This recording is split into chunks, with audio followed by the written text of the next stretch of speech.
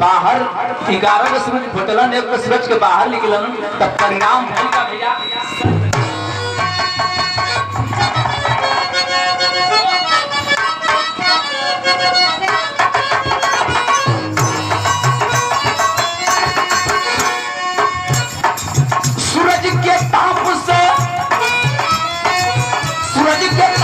हनुमान की गया लाल हुई, सूरज के ताप से हनुमत की गया लाल हुई, अनोखा लाल पाकर नंदनी निहाल हुई।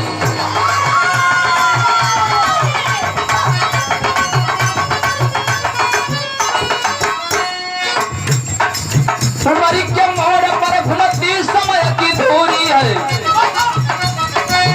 उमरी के मोड़ पर घुमती समय की दूरी है, कहे माता की बेटा शिक्षा भी जरूरी है।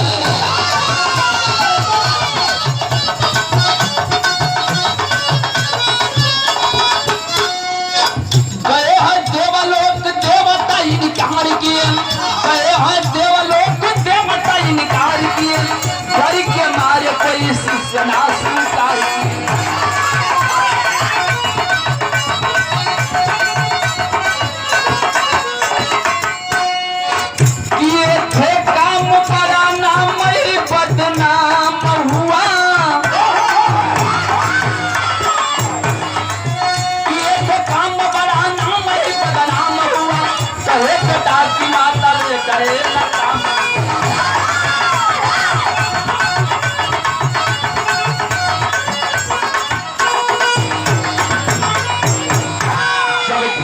हनुमान जी को उमरिया बढ़े लगल, अंजनी माता कहले कि बेटा बल के साथ साथ शिक्षा भी जरूरी बा, बुद्धि भी होवे के चाहिए।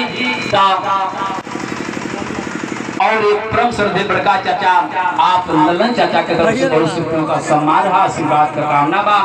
तब अंजनी माई कहले कि बेटवा तू जाके कहीं पढ़ाई करे, ज्ञान मिली, ज्ञान भी होवल बहुत जरूरी बा। हनुमान जी कहलन कि ई बात बा। हनुमान जी लगे घूमने, लेकिन जहाँ हनुमान जी जा तो चेला बनावे के तैयारे ना। अरे बाप रे बाप, एक चेला के बनाई जब बचपने में 12 सूरज के घोट आखिर के चेला के बनाई। हनुमान जी लाचार होकर ये क्या विराम में गीत लग गया।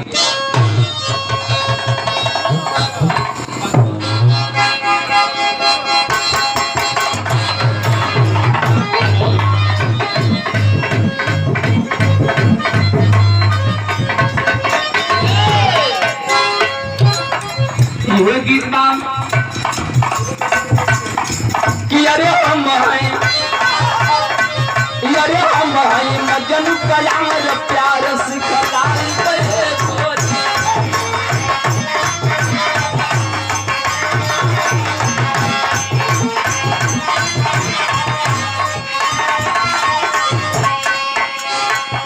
लेकिन यही गीतिया के जब स्वर्गीय रामदेव चचा बेचन गुरु का जवाना रल तो गौले रहता। अरे खा गलू, अरे खा गलू लंगड़ा आम दाम कहिया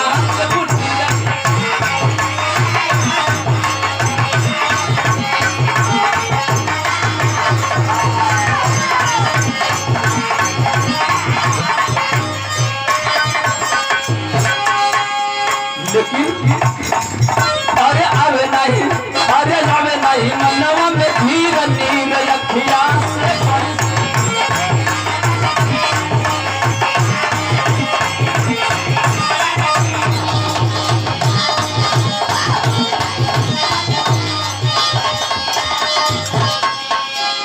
अंत तो गतवा हनुमान जी जाके माई अंजलि का पैरवा पकड़ के रोवे लगलन। अरे माई तू बेटवा पढ़ न पाई, चाहे कि तेरी बेटवा के पढ़ावे के तो तैयारे न बा।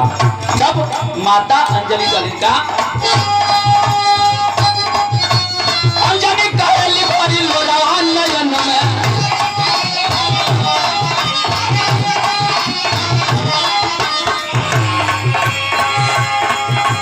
चली जा तू लाल वही सूर्य के शरण में।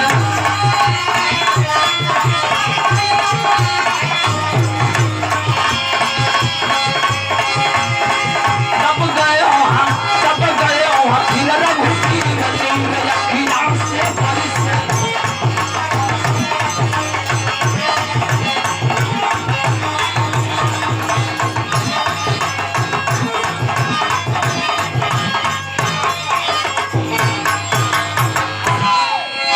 के बतवा माँ अंजनी का कहना मानकर हनुमान जी वही सूर्य के यहाँ गइलन। आ जब सूर्य भगवान हनुमान जी के देखलन थर थर कांपे लगलन। हनुमान जी हथवा जोड़ के कहलन गुरुदेव आप डरिए मत, मैं आपसे पढ़ने आया हूँ, आपसे शिक्षा लेने आया हूँ। तब सूर्य भगवान कहलन कि रे हमसे पढ़ाई करोगे, आखिर पढ़ाई करोगे तो एक ठे काम करना होगा। सूर्य भगवान कहलन का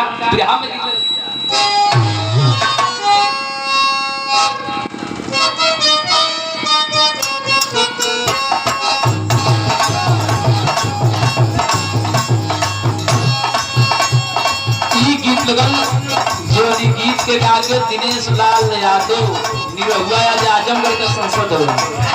वो गीत रहे का बुढ़वा मलाई खाला बुढ़िया खाले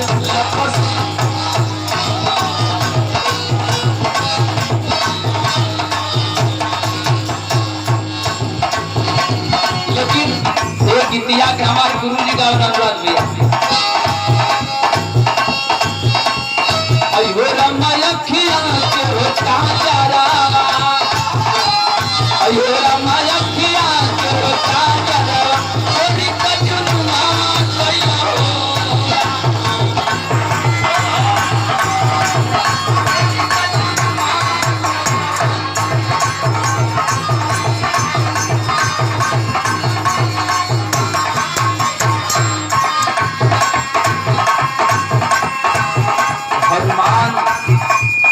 सूर्यदेव से जाकर और अर्जी किए विनती किए क्या